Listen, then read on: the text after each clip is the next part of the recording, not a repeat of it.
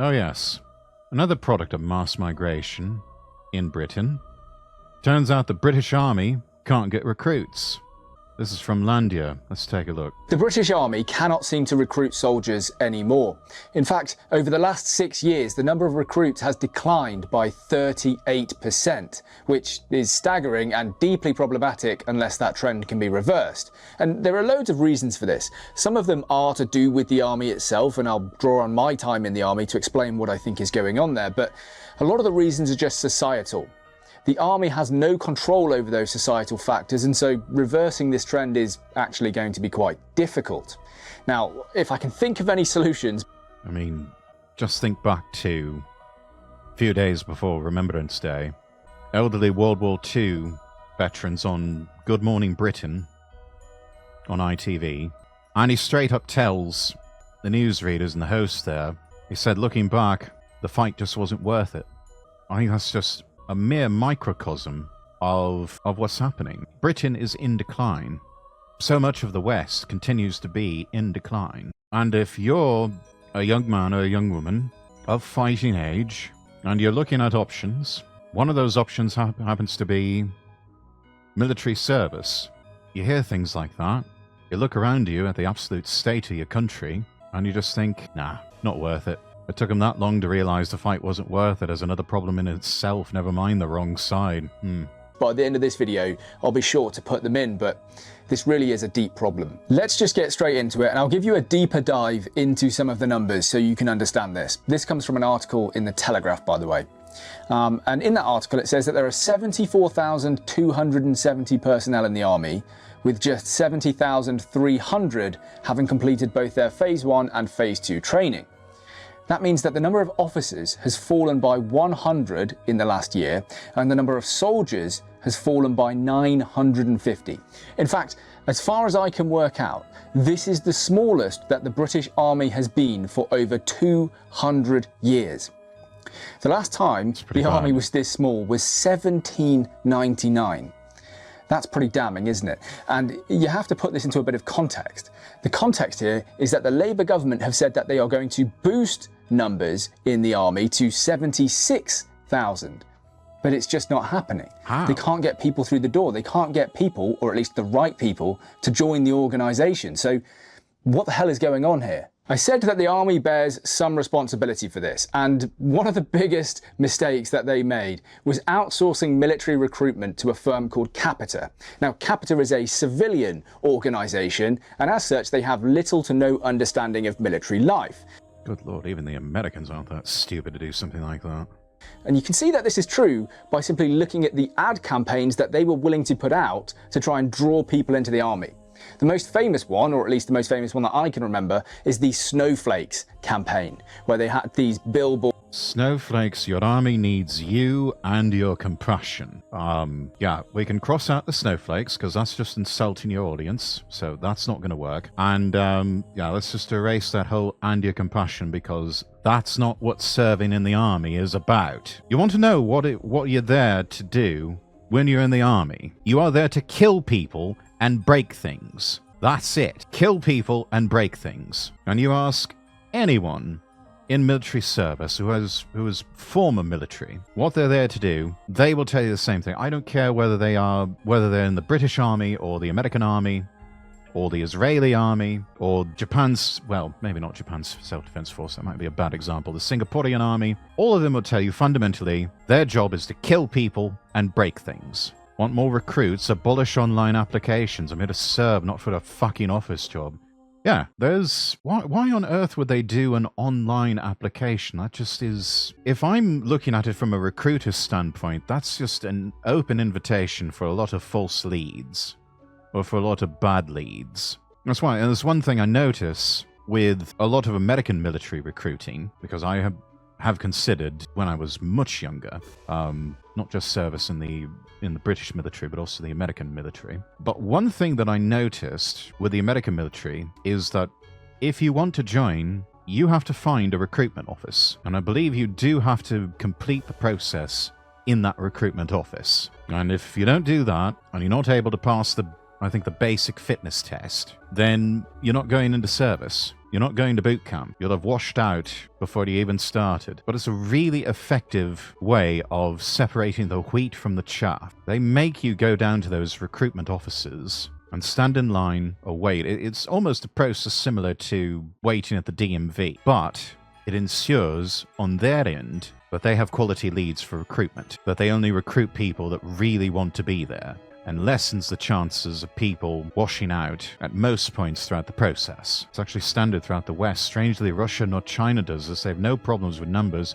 and don't even need any drafts. Yeah, but I think that's where this is heading. I honestly believe to head off some sort of peasant revolt, a lot of European countries may start looking at draft, and we might start hearing much more talk of drafts being implemented, and especially more talk of some of the fake and pointless war with someone, because how do you head off a peasant rebellion? Draft all of the able-bodied young peasant men and send them off to die in a pointless war. Give them substandard equipment, don't really make any serious efforts at peace, just put them through the meat grinder of combat. Eventually enough of them will die off. The rest of them you can kill slowly through shitty treatment of veterans whenever they get back. Boards going out saying, oh, snowflakes, you're wanted in the British Army, and gamers, and all of these other weird things, right? Basically, seriously, who the fuck came up with these advert campaigns? Phone zombies? Binge gamers? I mean, really, the Americans had the better idea. Like with the US Army, the slogan, be all you can be. The United States Air Force was always, I remember seeing tapes of the old ad campaigns they had in the 90s, and it was pure 90s aesthetic. You know, sped up time-lapse videography of fighter jets flying through the air, first-person view from the cockpit, classic 90s rock music going, and made a whole jingle out of the Aim High slogan. I saw those like, man, that will really make you want to join the Army or the Air Force. And they were showing, like with the Army, you know, a bunch of young, tough, able-bodied people struggling through boot camp or doing something real cool, not just, you know, going out and killing people and breaking things. Remember there was one, I think it was highlighting the work of the American Army Corps of Engineers, talking about, you know, how do you traverse this impossible terrain, build a bridge, and they show the building of a bridge to get a military convoy across swampland or something like that. But that was good adverts. This is pathetic. This is truly pathetic. I hate this timeline. I do too. I really do hate this timeline. I want a better one. I'd like to hop into another one. Trying to appeal to the rejected and neglected members of society who may not actually be the right people for the job.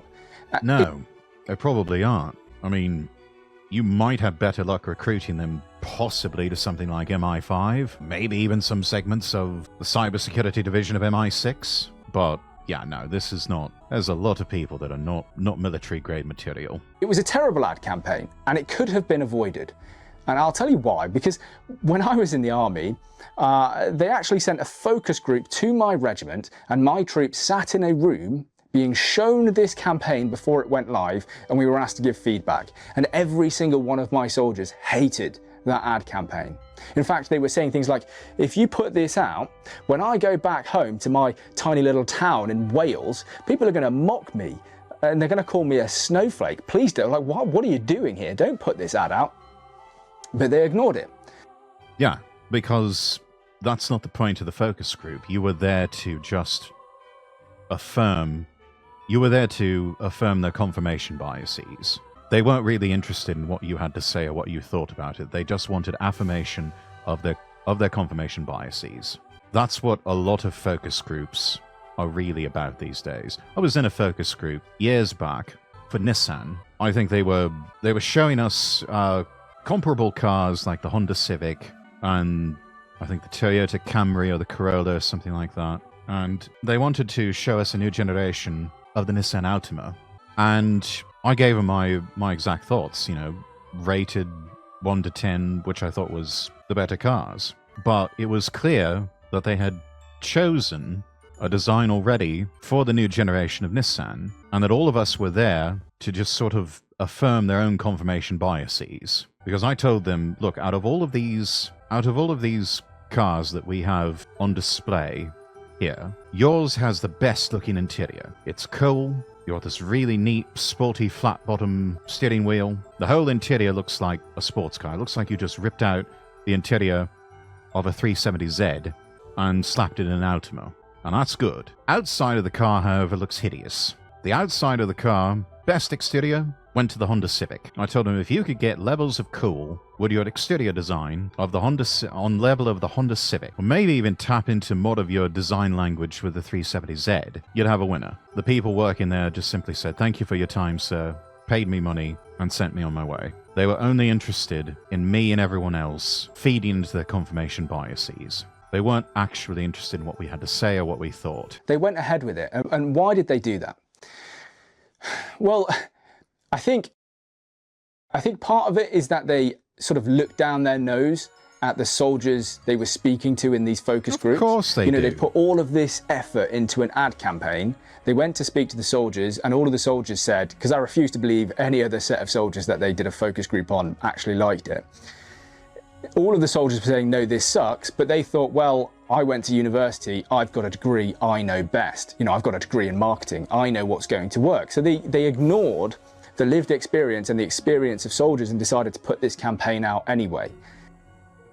I would trust the lived experience of soldiers in the British Army any day over someone who has a marketing degree from university, because at least the soldiers have lived. The soldiers have seen shit, and have probably done shit too, some of which they carry the weight of for the rest of their lives. But I respect what a soldier has to say and what they think far more than someone who spent 4 years there, 3 or 4 years in an ivory tower somewhere, learning about marketing. Because those ivory tower types have not lived. They have not truly lived. They have not seen the world, both its beauty and its ugliness. They have not lived.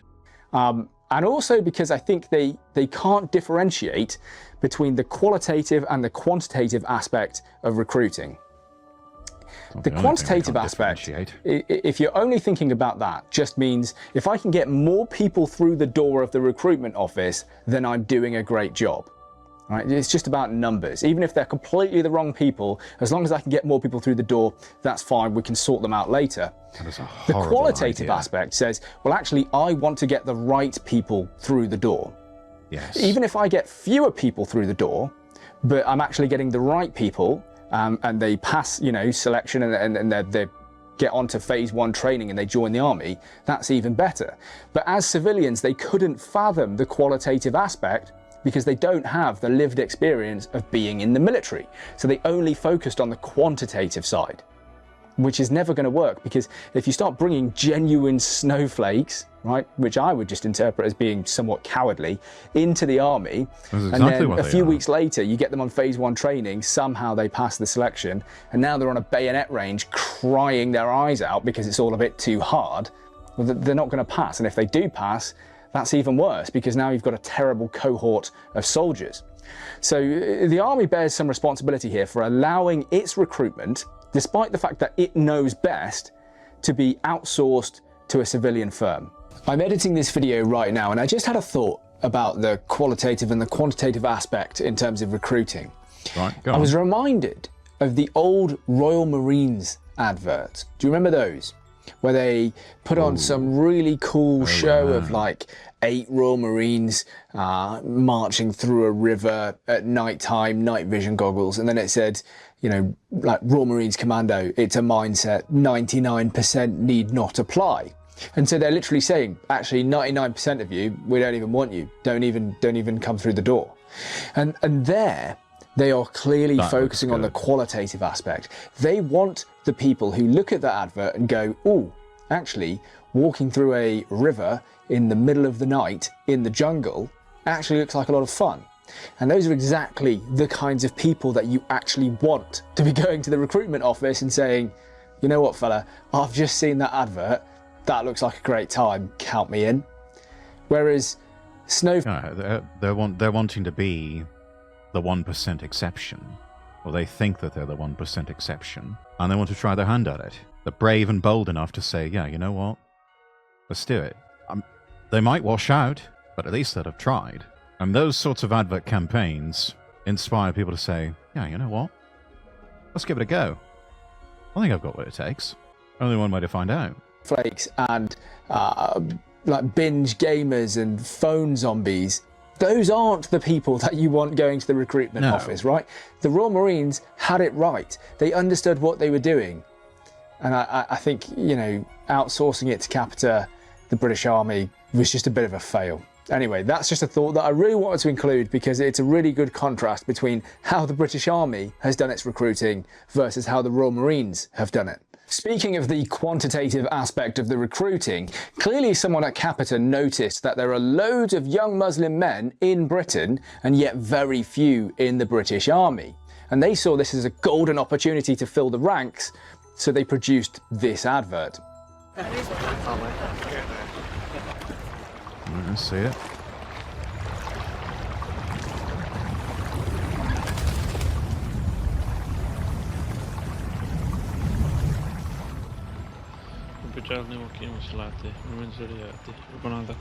Are we being serious right now?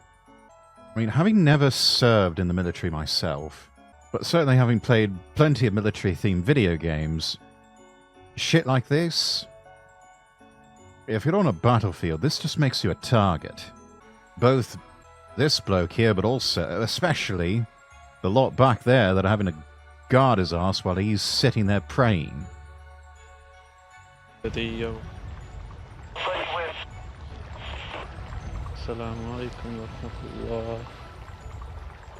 a joke.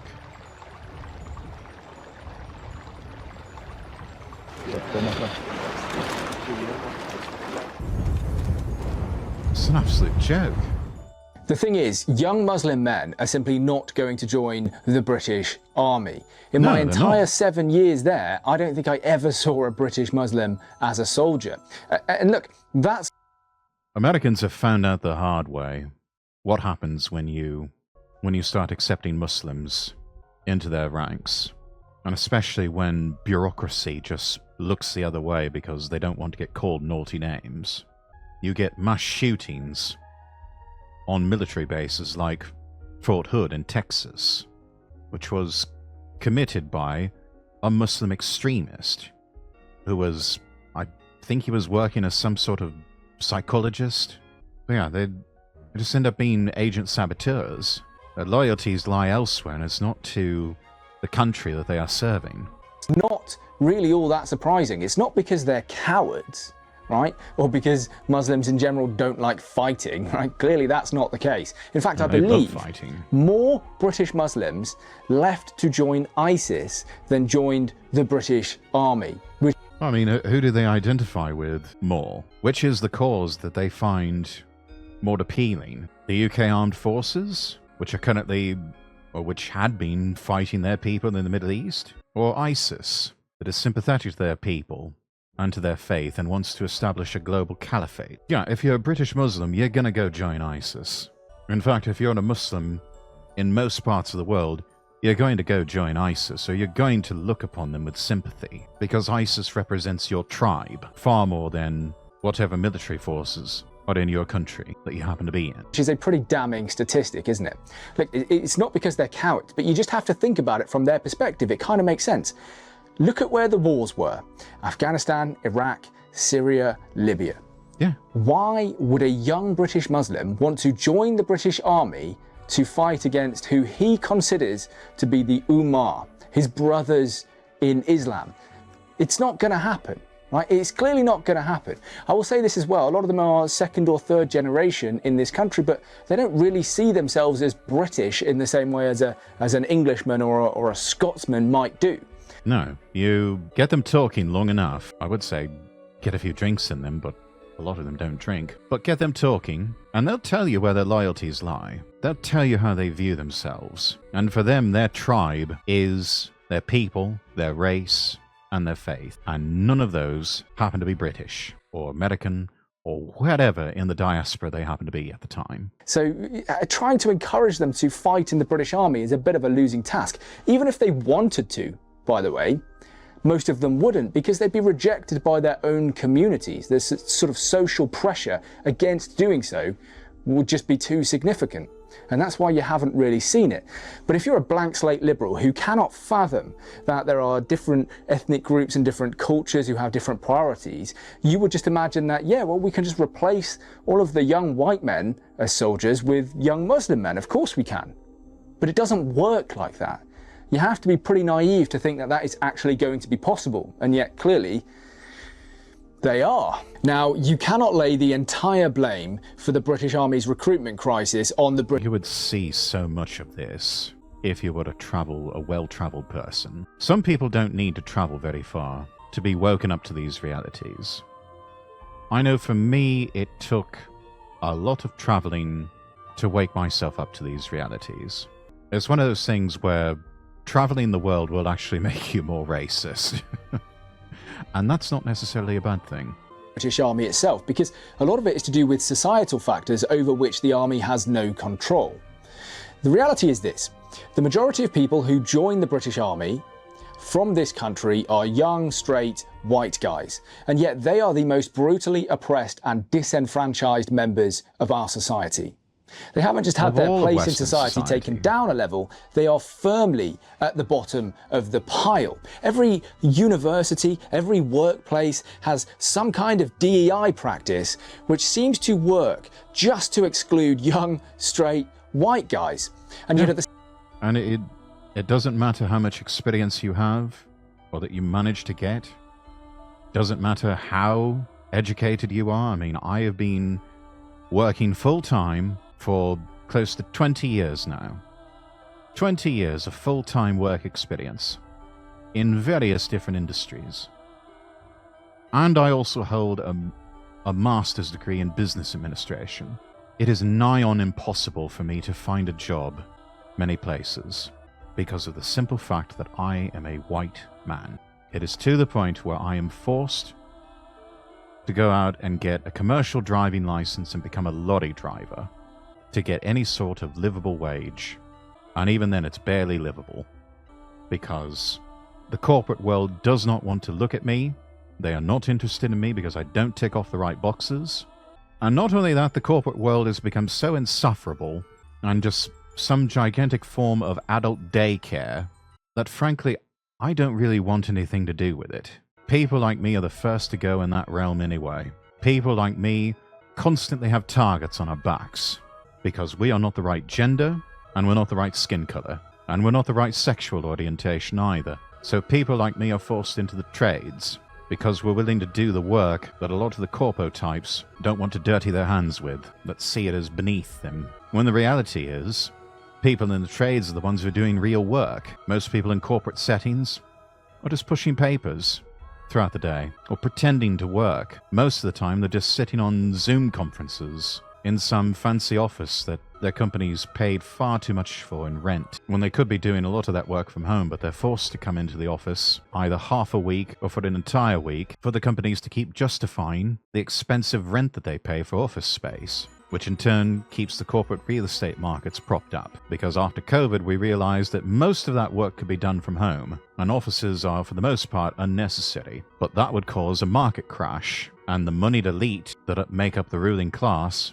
can't have that and don't want that. Therefore, you have what's known as RTO, or return to office. Their hands are probably softer than mine. They probably are. A lot of people in corpo settings have never really worked a hard day in their lives. And I'd be willing to wager that so many of those people who at least claim to log 10, 12-hour days, I mean, what do they do with that time? Working on spreadsheets, working on PowerPoint presentations, bullshitting on the phone with people, sitting in Zoom meetings all day. All this spinning of their wheels to make it look like they're doing something, when so much of their work could probably be done in half the time. Nap time doesn't count. I don't know if these people actually sleep, or if they sleep it's barely, and they've somehow gaslit themselves and everyone else into thinking, oh, sleep is for the weak, or I'll sleep when I'm dead. I never fell for that, not once. I've never believed that. Sleep is what keeps you sane, and it keeps you healthy. Hence the importance of getting a full 8 hours rest every night. Most of the things that people do in corporate settings really don't matter much. Most of them are not really doing anything important. And when they retire or when they die, nobody's really going to remember what they did. Sanity, health, overrated. Yes, that's exactly what they say. We know better. the same time, they're told they have some kind of intangible privilege that they were born with, even though white working class boys have the worst outcomes in this country. So the social contract has failed young, heterosexual white men, and yet those are the people who are making up the bulk of the fighting force in this country. Is it really any wonder why a lot of them are saying, actually, I don't really want to defend, potentially die or lose limbs, a society that views me at the bottom of the pile? No. Of course, there will be some exceptions. There will be men who haven't given it too much thought. There will be people with just a sense of adventure, people who just want to get stuck in and do something fun. There will always be a group of people who have no other choices, and they join the army. But by and large, you know, a lot of people are going to be turned off by the society that we currently live in. I said at the start of this video that I would... Yeah, because the society they live in is not worth fighting for. If young, white, able-bodied men were actually valued for their contributions to society, and were not looked down upon just because of their gender and the color of their skin, then yeah, they might be more willing to sign up and enlist and fight. But we don't live in that sort of world. We haven't lived in that sort of world for a long time, and as long as we continue to not live in that sort of world, these are the results that we're going to get of militaries that cannot seem to find enough recruits. Eventually, they will start talking about introducing drafts. So right now we're at the you will go willingly phase. The next phase will be you're getting drafted. You're going to serve whether you like it or not. To which a lot of people will run away from that. You will see a lot of draft dodging. And I don't think that there's enough propaganda or gaslighting by so-called mainstream media outlets that can counteract that. Amongst young people especially, I have no doubt it will be seen as the cool and rebellious thing to do, much like a lot of draft dodgers in America in the 1960s against Vietnam. At least back then, there was some element of shame associated with it. A lot of them knew what they were doing was wrong, but they did it anyway, because they did not believe in the cause that was being fought for. Many of them even sympathized with the communists. The younger generations, they'll have no sense of shame about it. They won't even see what they're doing as wrong. They will simply say, fuck this shit, I'm out, and they won't go. And the system will respond with, well, we'll arrest you. I'll have left the country. You gotta extradite me first. That takes time, especially if I'm in a country where there is no extradition treaty. You're shit out of luck then. That's where Skynet comes in. Oh yes. The system will try to hunt them down and force them into the meat grinder. You also will start to hear a lot of stories of sabotage within militaries. People who are forced in, and their only act of protest is to throw a spanner in the works and hope that they don't get caught and court-martialed. Because if they do, they will definitely meet the hangman's noose for that. But a lot of people will run away, and run away to places where there are no extradition treaties, live under assumed names, forge new identities for themselves. Some will try to hide in plain sight, but so many people just saying, hell no, I won't go. And I think it would be a sizable enough group of people that can't be ignored. And the system will try to make an example of them, but I think it's going to backfire.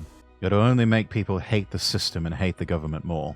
Try and think of some solutions that the British Army could enact in order to try and help itself when it comes to recruiting. And it's difficult because the Army can't make deep societal changes, so you have to rule pretty much all of that stuff out.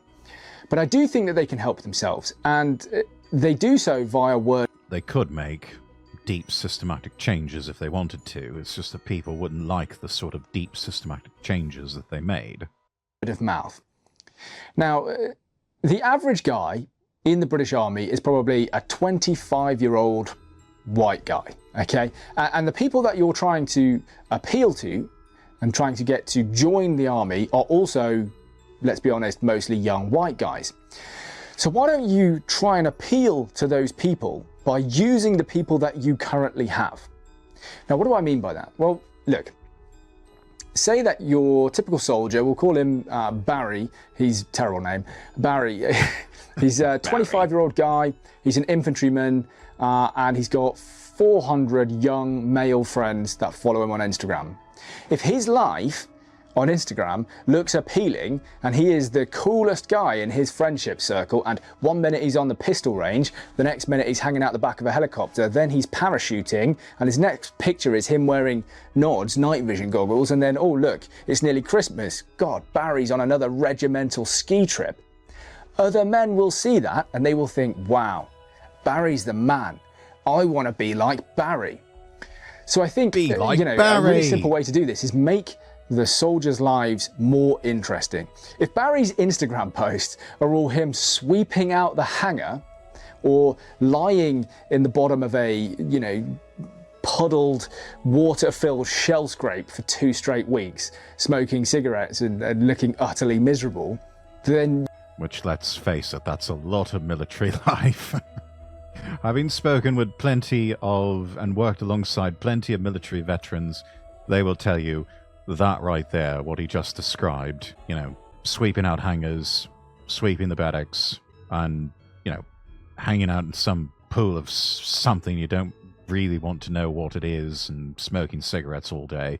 That is the sort of bread and butter daily routine of a lot of military life.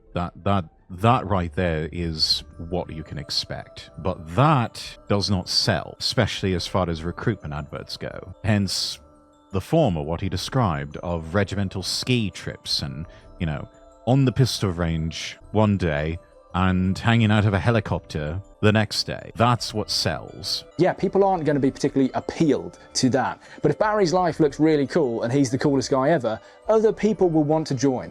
And that's really the only thing I can think of. Now look, that comes with all sorts of risks in and of itself, because what you're talking about there is being quite free and permissive in terms of what your soldiers post on social media. And then you get into all sorts of ramifications where it comes... That's another thing. You learn what OPSEC is really quickly in military life, and you can't just have your phone out tweeting about something or, taking a selfie or doing something to upload to Instagram or TikTok or whatever. That sort of thing, you're going to get your phone slapped out of your hand by a superior officer who is going to absolutely chew you out in front of everyone, and that's all before you possibly face court-martial. That sort of behavior is not tolerated, because, that's even assuming you're allowed to have a mobile at all. Because in some parts of the world where you get deployed, no, you can't have it, because it could give your position away to the enemy.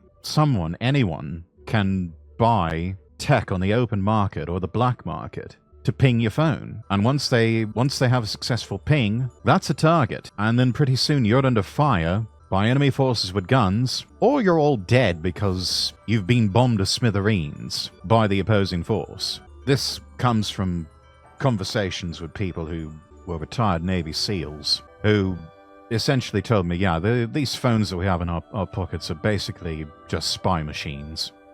They're just little candy bar shaped machines that can be used to spy on people and to discover where the enemy is located. And all it takes is a simple pinging of your phone, and that's it. They've got coordinates, target, and open fire accordingly. Comes down to personal security and things like that. So it's difficult, and the army is generally quite good at media management by, for the most part, telling people not to post anything to do with the military on their social media. Yes. So I guess I'm saying, rightfully so, you may have to strike a balance between PERSEC and actually let's try and get Barry's mates to join the parachute regiment as well. And that is a little bit difficult. I'm not saying this is like a silver bullet, perfect solution, but that's just one thing I can think of. Anyway, I don't have too much else to say. Actually, I do. I will say this. If you're a young guy who has never watched any of my videos before, and now you're watching this because you're interested in joining the army, and you're watching this and you're thinking, oh, I'm not sure I actually want to do that anymore, do it. You'll have a great time. Okay, you'll have a fantastic time, you'll learn a lot, you personally will be completely transformed, and it's fast. I don't know if I'd call it fantastic, not in the euphoric sense, but you will grow and you will become a man. You will embody those last few lines of the Kipling poem, If. and which is more, you'll be a man, my son. Military service will make you a stronger individual. You will be one of the strong men who can create good times. You know, that's that whole cyclical thing about strong men, or that good times create weak men make hard times make strong men, and strong men make good times. A military service will turn you into a strong man, and as a strong man, you can bring about the good times again. Because you will be transformed in terms of your character and your confidence at the same time as loads of other people are going through that transformational process. Yes. So it's like, I don't want to describe it as a safe space for transformation, but it sort of is, because everyone's in the same boat. Everyone's tired. Everyone sucks at everything when they're in basic training, right? And you build that confidence and you build that competence, you'll have a great time. Do I think the army is as fun as it used to be? Probably not. No. But look. Well, that's not the point. It's not supposed to be fun. It's a sort of forged in fire type experience that hardens you. It's not meant to be fun. It's meant to mold you and shape you into a stronger person. Hell, even if you're not cut out for service, we have the Militia Act of 1821. We should have local yeomaners to join as an alternative. I believe, wasn't that the whole premise behind, what was it, Dad's Army, that old show? I mean, if you don't do it now, when you're a young man, you will regret it. So that's all I'm going to say. If you're thinking about joining, please do not let this video specifically put you off. I'm just explaining why I think the military is struggling to recruit people. That's all I'm trying to do here. I'm not trying to put you as an individual off. And actually, I'll say this as well. I've had quite a few people reach out to me on YouTube comments, and I usually send them over to X, who are looking at joining. And I always just give them advice and tell them, you know, that they're probably going to have a pretty good time. Give them all the advice I can. You know, I joined as an officer, so if you're joining as a soldier, there's you know, I don't really know what your specific phase 1 training looks like. Obviously, it's a lot shorter, but you know, it's basic soldiering. I can tell you what to do. I can tell you to take your ironing board. I can tell you to get fit. I can tell you not to get injured, etc., etc. So, if anyone is, you know, looking at joining the army, if I see your comment, I'll invite you to find me on X and we can have a chat. That's pretty much it. That is genuinely all I've got to say today. Thank you very much for listening, and yeah, hopefully I'll see you in a future video. Please do like, comment, and subscribe. That's it. That's all I've got for you. Godspeed, sir. That's from Landeur. Give that a like. There's a link in chat for everyone. Your Dad's Army was making fun of the Home Guard, different from yeomanry, but the show was right. They were middle-aged old blokes for an invasion that never came. Yeah, that's about all. That's about all that sort of regiment that I'd be fit for these days. Unfortunately, I'm a bit too old and too fat for proper military service. I think had circumstances turned out differently, had I gone off to university much earlier in life and then considered military service, I probably would have come out an officer. But yeah, that was the height of the Iraq War, and when I was of that age, and frankly, I straight up told a recruiter one time who called me up on the telephone. It's like, yeah, I don't think we're fighting to win this one, and I don't. Whenever I fight to win, and I think I'm going to be hobbled and hamstrung by a bureaucracy that is more interested in enriching the military-industrial complex than actually winning a war. And I told him if I were to join, I'm there to go kill the baddies, and it seems like there's a lot of systems in place to make sure that sort of thing never happens. So that sort of ended that conversation there, and any possibility of me entering into a military career. But anyways, that's a good one from Landeur.